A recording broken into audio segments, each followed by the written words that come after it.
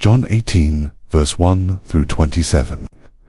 When Jesus had spoken these words, he went out with his disciples across the brook Kidron, where there was a garden, which he and his disciples entered.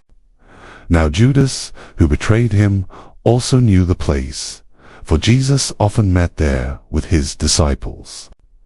So Judas, having procured a band of soldiers and some officers from the chief priests and the Pharisees, went there with lanterns and torches and weapons. Then Jesus, knowing all that would happen to him, came forward and said to them, "Whom do you seek?" They answered him, "Jesus of Nazareth." Jesus said to them, "I am he." Judas, who betrayed him, was standing with them. When Jesus said to them, "I am he," they drew back and fell to the ground. So he asked them again, "Whom do you seek?" And they said, "Jesus of Nazareth." Jesus answered, "I told you that I am he. So, if you seek me, let these men go." This was to fulfill the word that he had spoken. "Of those whom you gave me, I have lost not one." Then Simon Peter, having a sword, drew it and struck the high priest's servant, and cut off his right ear. The servant's name was Malchus. So Jesus said to Peter, "Put your sword into its sheath. Shall I not drink the cup that the Father has given me?" So the band of soldiers and their captain and the officers of the Jews arrested Jesus and bound him.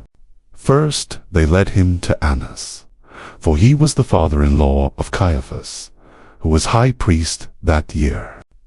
It was Caiaphas who had advised the Jews that it would be expedient that one man should die for the people.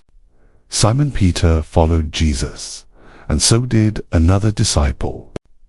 Since that disciple was known to the high priest, he entered with Jesus into the courtyard of the high priest, but Peter stood outside at the door.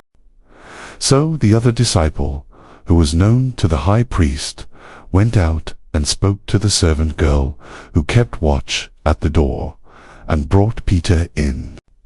The servant girl at the door said to Peter, "You also are not one of this man's disciples, are you?" He said, "I am not." Now the servants and officers had made a charcoal fire because it was cold, and they were standing and warming themselves. Peter also was with them, standing and warming himself. The high priest then questioned Jesus about his disciples and his teaching. Jesus answered him, "I have spoken openly to the world. I have always taught in synagogues and in the temple, where all Jews come together. I have said nothing in secret. Why do you ask me? Ask those who have heard me what I said to them. They know what I said." When he had said these things, one of the officers standing by struck Jesus with his hand, saying, "Is that how you answer the high priest?"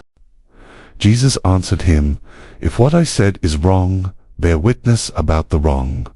But if what I said is right, why do you strike me?" Annas then sent him bound to Caiaphas, the high priest. Now Simon Peter was standing and warming himself. So they said to him, "You also are not one of his disciples, are you?" He denied it and said, "I am not." One of the servants of the high priest, a relative of the man whose ear Peter had cut off, asked, "Did I not see you in the garden with him?" Peter again denied it, and at once a rooster crowed.